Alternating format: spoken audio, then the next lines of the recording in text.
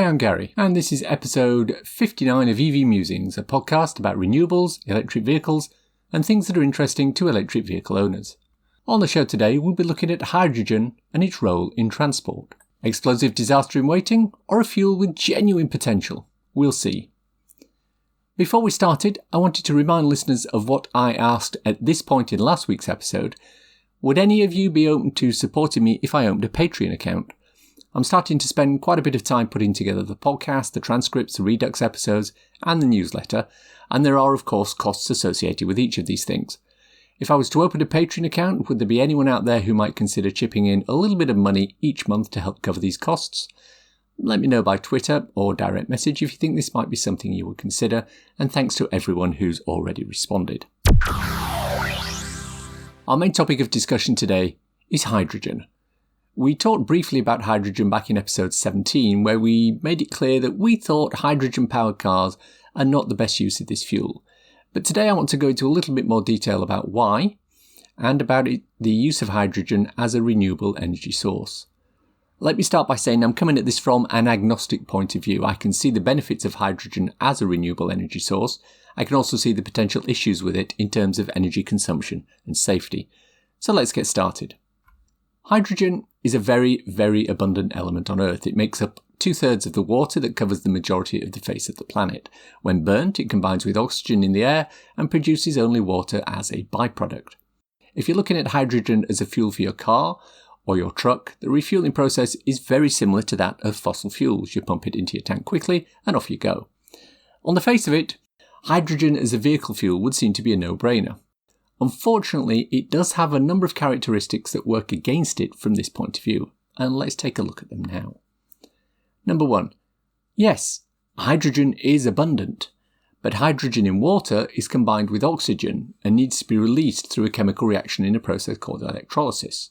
This is quite an energy-intensive process and is not very efficient. Therefore, at the moment, most hydrogen is produced from fossil fuels using a process called natural gas steam reforming because it's quicker and easier. This is a so-called brown hydrogen, and this means continuing drilling and burning. That's not good, and we need to get away from that. 2. The refueling process we mentioned earlier is indeed quick, but it does also need hydrogen to be stored in highly pressurized containers at hydrogen filling stations. These tanks have been known to rupture and explode. Norway, for example, recently stopped selling hydrogen as a result of an explosion, and Toyota stopped producing its Mirai hydrogen fuel cell vehicle as a result. Thirdly, the vehicles also need pressurized tanks on board to hold the hydrogen. At the moment, touch wood, there have been no known examples of hydrogen vehicles exploding, but it doesn't remove the fact that each car is actually a high-pressure hydrogen bomb on wheels. Fourthly, quick refueling at a hydrogen pump is only applicable under ideal conditions. If you're in a queue at a pump and you're the third or fourth to use it, you may have to wait for up to 20 minutes as the pump repressurizes. Only then can you fill your vehicle. The issues highlighted above are inherent in hydrogen as a fuel. It doesn't matter how it gets made, it's still explosive, it will still need pressurized storage at refueling stations, and it will also need pressurized storage on board a vehicle. But petrol is also a fossil-fueled, highly explosive liquid that needs to be carried around in a tank, and that doesn't seem to be a major issue, right? If you saw the recent footage of the petrol station in Russia that exploded, you'll know accidents like that can happen. So is hydrogen that much different? Well, yes. For a start, the pressurization issue exacerbates the danger by a major factor. Not only is hydrogen explosive, it's also under pressure and explosive. When there's an incident, the expected damage will be much worse. Also, pure hydrogen, like pure oxygen, is very corrosive, and it's always looking for weak areas in its container to wear away and escape. In fact, there's a phenomenon known as hydrogen embrittlement that details what happens when hydrogen comes into contact with certain metals and weakens them. So let's draw a line under that and look at those parts of the hydrogen life cycle that are problematic now, but won't be as we move forward. Hydrogen stations. If you check ZapMap for hydrogen stations in the UK, there are currently 14 showing. Of these, 5 are within the M25 zone, and of these 5, 3 are out of order. Outside the M25, 2 of the remaining ones are also not working, and between Sheffield and Aberdeen there is just one, and that's in Edinburgh. So the infrastructure to support hydrogen in the UK is severely lacking. But if you go back 10 years to the start of the electric car rollout, the charging network was in a similar state. In fact, over the last year, the number of hydrogen refuelling stations in the UK has increased from about 8 to 14. Of course, it has a long way to go, but so did EV charging, and look at it now. The other side of the hydrogen setup is the supply of the actual product itself. California's Toyota Mirai user forums are full of complaints from owners who were unable to refill due to supply issues recently. Remember, hydrogen at the moment is generally made at refineries and trucked to individual stations, just like fossil fuels, and there simply wasn't enough hydrogen being produced to keep the pumps open. When a delivery did arrive, there were long queues as drivers waited for the pumps to repressurise after every third or fourth use. But compare that with the number of single EV chargers in certain locations around the country. In theory, there should be plenty of power to put 2, 3 or more chargers in at many places, and Instavolt tend to do this quite frequently around the place. But many networks just add one charger due to, quote, supply issues with the grid. The network will eventually upgrade and more chargers can be added, and the same will occur for hydrogen, and the supply issue will be a thing of the past. Presumably the pressurization issue will also be solved, giving minimal refill times, eventually. The other complaint levelled at hydrogen is that it's very energy intensive and inefficient to produce and use. Now, I'm sure you've all seen the diagram showing the various stages hydrogen goes through from production to use in a vehicle, and how each stage suffers from energy wastage. This is then compared to an EV, which loses substantially less, as it's pretty much source to wheel. It's a no-brainer. The EV is far more efficient. And the response that hydrogen supporters have to that is quite valid. If you're using cheap renewable energy overnight, then it makes no difference how much we use. And that's a valid statement as long as there's lots of energy around. I mean, at the time of recording, the heat in California is breaking records and stretching the electrical grid to its capacity, and they are having rolling blackouts across the state. And with climate change, this will become a regular occurrence. With so little excess electricity, do we really want hydrogen production sapping all that power? The last argument against hydrogen is you take electricity to make hydrogen inefficiently, then burn it to produce electricity which you store in a battery that's then used to turn the wheels of a vehicle. Why not just cut out the middleman and use electricity to charge the battery directly? Again, a perfectly valid argument against powering vehicles by hydrogen, but it does bring up a useful point for how hydrogen can be used. Balancing the grid. If you can take electricity produced at cheaper times, such as in the middle of the night, and store it as hydrogen, you can then turn that hydrogen back into electricity at peak times and minimise the peak baseload where dirty fuels such as gas and coal are generally used. The key factor here is whether hydrogen storage is cheaper than battery storage. At the moment, it isn't, but it does have the advantage of being quicker to scale up, build a bigger hydrogen storage tank, than battery storage, build a bigger battery with all the associated lithium and cobalt requirements. I think the jury's still out and time will tell on this one. So why, if hydrogen has so many inherent problems compared with battery tech, is there a groundswell of people and institutions that are pushing hydrogen as a fuel of the future? Well, let's take a look at a couple of the key players and see if we can spot, a common thread. The main one is the Hydrogen Council. This is a global body dedicated to pushing hydrogen as a fuel of the future.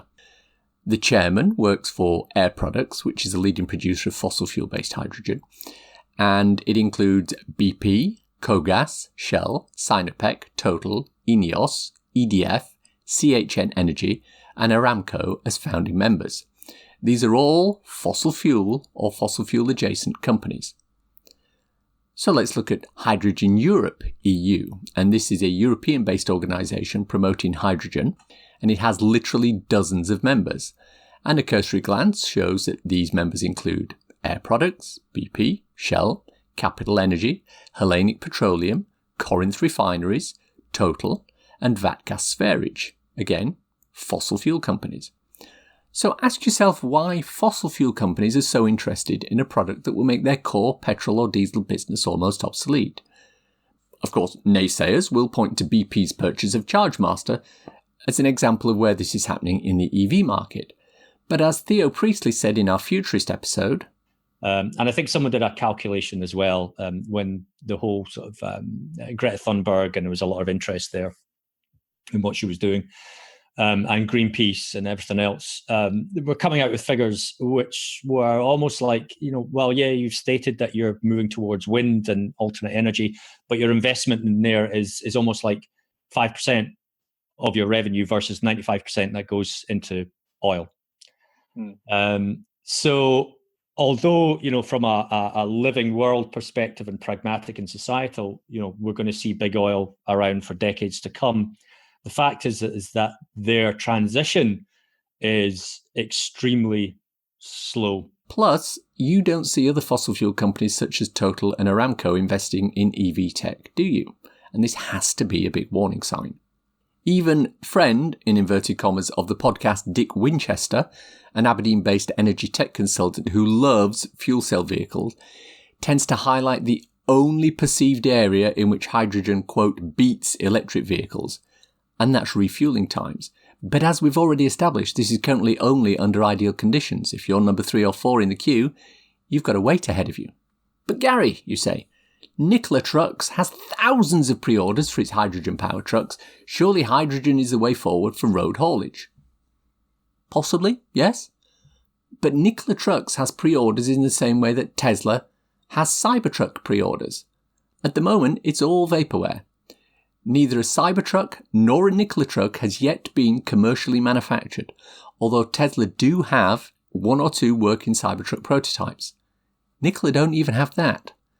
Historically, Tesla have announced new models and then delivered, albeit on an extended timeline.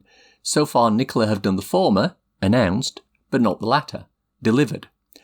This may change, but it does appear that the internet has little faith in the Nikola business model at the moment. In fact, in a recent event, Nikola showed a prototype, but it wasn't even powered by hydrogen. It had a big battery in there for safety purposes, instead of a fuel cell. So what does that tell you? Ignoring Nikola Trucks as a company, does long-distance road haulage seem to be a suitable business for hydrogen?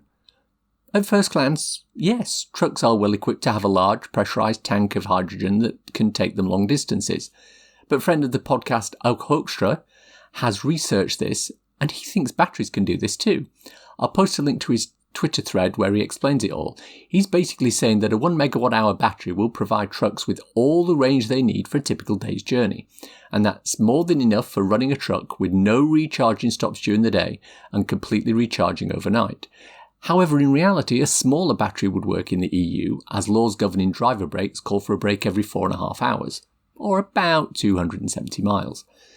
45 minutes on a high-power charger will more than cover that range. So, to summarise, hydrogen may have many uses at the moment across the world. These uses should continue to happen. We'll always need hydrogen to make ammonia, for example. There might also be a case for using non-pressurised hydrogen as long-term energy storage in places in the far north where colder weather can be an issue. But as a method of powering vehicles, hydrogen has too many downsides to be a serious competitor over batteries. Companies have been developing hydrogen vehicles for as long as they've been developing electric vehicles. So far, there are only a handful of models on the market and in very small numbers. Hydrogen storage tech has not advanced at the same rate as battery storage tech, and hydrogen production is still primarily brown hydrogen from fossil fuels. The weight of evidence indicates that batteries have won this race. It's time for a cool EV or renewable thing to share with you listeners. Tritium, the electric vehicle charger manufacturer, have announced a brand new charger. If you've ever used one of the first edition Instavolt chargers, the ones that are quite thin and have the scrolling LED text on the display, you'll be familiar with Tritium Chargers. Now they've announced the next version of that charger, which will charge at up to 175 kilowatts where the vehicle permits it. Not only that, but they've switched on and implemented plug and charge functionality. This means if your vehicle supports the ISO 15118 plug and charge protocol, all you need to do is connect the charger and it will start automatically. No RFID cards, contactless cards or apps. Just plug and charge, pretty much as it says. This charger is initially for the US market, but I can see it making its way over here. From the looks of the picture, it supports both CCS and CHAdeMO, and with 175 kilowatts, it should do 80% capacity on smaller batteries in about 15 minutes, if the car supports high-speed charging. And that's the show for today. Hope you enjoyed listening to it. If you want to contact me, please use EV Musings' Twitter account at MusingsEV. If you want a quick reference ebook to read on your Kindle, I wrote a little something called So You've Gone Electric. It's available on Amazon worldwide for the measly sum of 99p or equivalent, and it's a great little introduction to living with an electric car. At the moment it's free on Kindle Unlimited, or if you're in the Kindle Lending Library, please check it out. Links for everything we've talked about in the podcast today are in the description. If you enjoyed this podcast, please subscribe. It's available on iTunes or wherever you get your podcasts. Please leave a review, as it helps raise visibility and extend our reach in search engines. Thanks as always to my co-founder Simon. You know, he likes to play celebrity stock trading. You pick out a celebrity and buy shares in them, which can be traded according to how popular or newsworthy they are. He recently got burned trading on Elon Musk. I wondered why. Someone did a calculation as well when the whole sort of Greta Thunberg, and there was a lot of interest there in what she was doing, and Greenpeace and everything else. Thanks for listening. Bye-bye.